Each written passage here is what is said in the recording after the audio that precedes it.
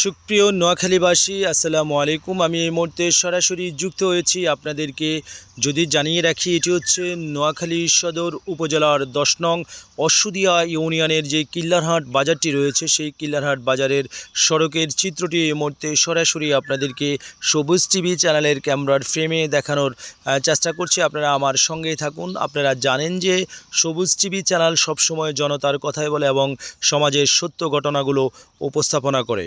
দর্শক, যদি জানিয়ে রাখি যে দিনুমণি বাজার থেকে একেবারে শুরু করে কিল্লারহাট বাজার হয়ে কিল্লারহাট পোল পর্যন্ত যে 2-2.5 কিলোমিটার সড়ক গিয়েছেন মাইজদির দিকে, আসলে এই সড়কটি আজকে অনেক দিন পর্যন্ত বেহাল অবস্থায় পড়ে রয়েছেন। এখানে যদি দর্শক জানিয়ে রাখি, আশপাশে রয়েছেন ঘনবসত এবং প্রচুর মানুষের ঢল।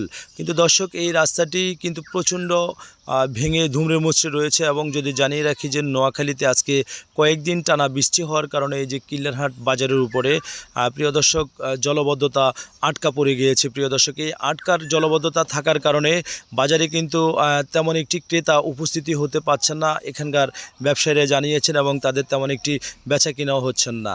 এই মুহূর্তে দেশ এবং প্রবাস থেকে যেখান থেকে দেখছেন সকলকে বিনীতভাবে অনুরোধ করছি, এই লাইভ ভিডিওটি আপনারা সকলে সর্বোচ্চ শেয়ার করবেন। আপনার একটি শেয়ারের কারণে হয়তো এই সড়কটি নির্মাণের কাজ চলবে। প্রিয় দর্শক, সবাই ভালো থাকবেন, সুস্থ থাকবেন। আল্লাহ হাফেজ।